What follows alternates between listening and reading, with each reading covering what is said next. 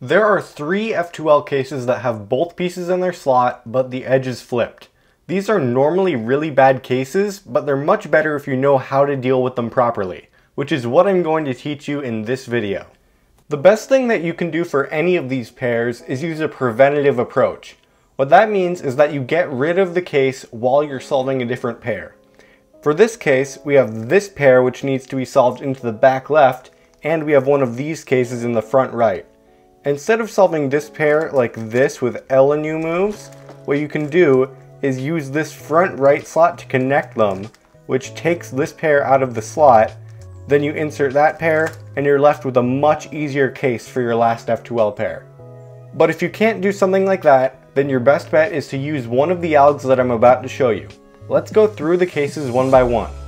The first one is the case where the white sticker on the corner is facing to the right. What you should do for this case is start off by taking out these pieces with R, U prime, R prime, and then that leaves you with an advanced F2L case with a pretty well-known algorithm. If you don't know it already, it goes wide R, U prime, wide R prime, U2, wide R, U, R prime.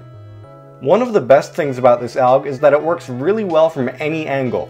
You can tell that you have this case from other angles because it's always the one where the white sticker is either on the left or the right. When you do it from the back right, it looks like this. When you do it from the back left, it looks like this. And for the front left, you can do it a little differently. You start off the same by taking out the pieces, but then from this position you can finish off with F, R, U2, R prime, F prime. The second case is the mirror of that one, where the white sticker is facing forward, or in the case of other slots, is either facing the front or the back. For this one, you do something very similar to the other case. The only difference is that you start off with the Advanced F2L alg that I showed, and then you end with your insertion.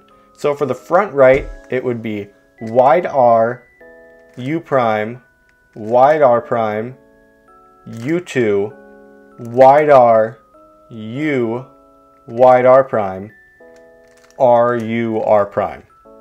For the front left, it looks like this. For the back right, it looks like this. And for the back left, it looks like this. And there is a different alg that I like better, but it only works for the front right slot. What you do for that one is you take out the pair with R, U prime, R prime, do F sexy F prime, and then insert the pair. And finally, we have the flipped edge case. I've made a whole video on this case before, but I'm going to go over all of that stuff again here. If you have any other open slots, the best thing you can do is do a D move to move over the empty slot, do the edge flipping algorithm, and then do your D move back, and that will solve your pair. If you don't have any open slots because you're on your last F2L pair, you can use this F2L case to make sure that you solve all of your top layer edges. If you have 3 oriented U layer edges, like I do here, you can put the misoriented one in the front, take out the pair with R, U prime, R prime, and then cube rotate and solve the pair. And that will orient all of your edges. And if you only have one oriented edge, put that edge on the left and then solve the pair in the same way, but end with a sledgehammer instead, and that also orients all your edges.